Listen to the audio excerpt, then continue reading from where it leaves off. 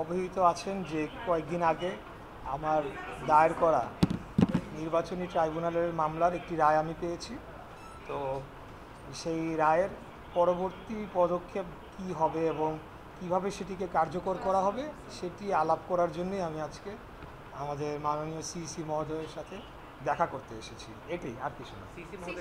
না, এটা না, এটা আর কিছু। পরবর্তী কার্যক্রম বলতে আসলে কি বুঝিয়েছেন? পরবর্তী কার্যক্রম তো আপনারা জানেন যে এটা ফাইলটা আসছে, এখানে এরপরে একটা গ্যাজেট হবে, সেটার একটা টাইম ফ্রেম আছে।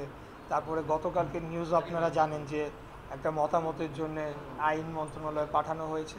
তো সেটারই একটা ফলো আপ আমাদের ইন্টারনাল ডিসকাশন বলেন, বা আমি যেহেতু এখানে মূল ছিলাম, বাদী ছিলাম, আমার তো একটা এই যে কী হচ্ছে সেটা আপডেট নেওয়ারও একটা বিষয় থাকে, সেগুলোর জন্য আর কি।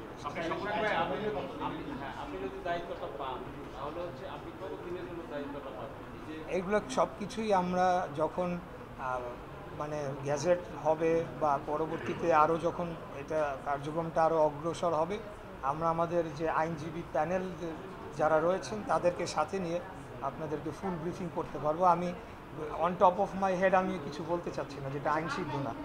তবে এতটুকু বলতে চাই, what ever we do, everything we have done so far. প্রত্যেকটা বাংলাদেশের যে প্রচলিত আইন রয়েছে, স্থানীয় সরকারের যে আইন রয়েছে, প্রত্যেকটি স্টেপ ফলো করে এবং আদালতের কোর্টে এটা হিয়ারিং করে সাক্ষী শুনানি সহ সমস্ত যাবতীয় কিছু সম্পূর্ণ আইনসিদ্ধভাবে করা হয়েছে। এখানে একটা অপপ্রচারের জবাব আমি আপনাদের মাধ্যমে দিয়ে দিতে চাই। অনেকে প্রশ্ন তুলেছে যে এখন কেন, এত বছর পরে কেন, বা এটা এমন না যে ওয়ান ফাইন মর্নিং 5 তারিখ অগাস্ট 5-এর পরে আমার মনে হয়েছে আমি কোর্টে গিয়ে একটা রায় লিখিয়ে নিয়ে এসেছি। এই মামলাটি কবে করা হয়েছে আপনারা খোঁজ নিলেই জানতে পারবেন। এখানে একটা টাইম ফ্রেম থাকে যে 30 দিনের মধ্যে অভিযোগ দায়ের করতে হয় ইলেকশনের ডেটের। সেই 30 দিনের মধ্যেই করা হয়েছিল। সকল এভিডেন্স, সকল সাক্ষী, সব কিছুই আমরা কোর্টকে দিয়েছি এবং বিজ্ঞ কোর্ট সেখানে দীর্ঘদিন, আপনারা জানেন যে বিগত 5 তারিখের আগে আসলে বাংলাদেশে আইনের শাসন ছিল না। এই মামলার নিয়ম হচ্ছে 180 দিনের মধ্যে এটার নিষ্পত্তি করতে হবে। কিন্তু যেহেতু আইনের শাসন ছিল না এবং আমার অপোনেন্ট যে ছিল তাপস, সে সরাসরি কোর্টে হস্তক্ষেপ করত এবং আইনকে প্রভাবিত করে সে এই মামলাটিকে বহুবার বাতিল করানোর চেষ্টা করেছে। এমনকি কোর্টের যারা এইটার দায়িত্বে ছিল, এই ট্রাইব্যুনালের, তাদেরকে হুমকি পর্যন্ত দেওয়া হয়েছে, কিন্তু কোনো সময় আমরা কিন্তু ব্যাক আউট করি নাই। আমরা যেভাবেই হোক, বারে বারে টাইম পিটিশন দিয়ে হোক, আবেদন করে মামলাটি আমরা চলমান রেখেছিলাম এবং পরবর্তীতে এটার যে ডিউ প্রসেস হয়েই আমি রায়টি পেয়েছি।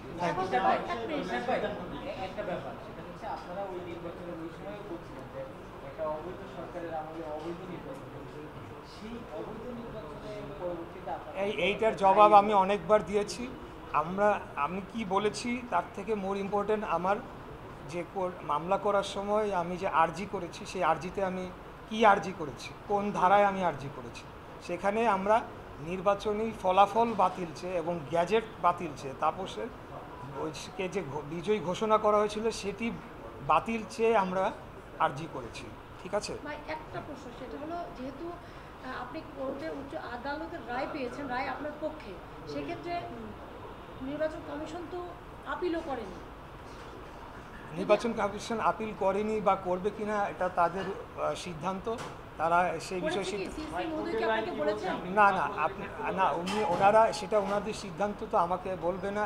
সেটা যখন ওনারা সিদ্ধান্ত নেবেন নিশ্চয়ই অফিসিয়ালি তখন আমাকে জানাবেন। ওনারা মতামতের জন্য পাঠিয়েছে, এটাই হলো আপডেট। না, এটা উনি এই বিষয়ে আমার সাথে কথা হয় নাই।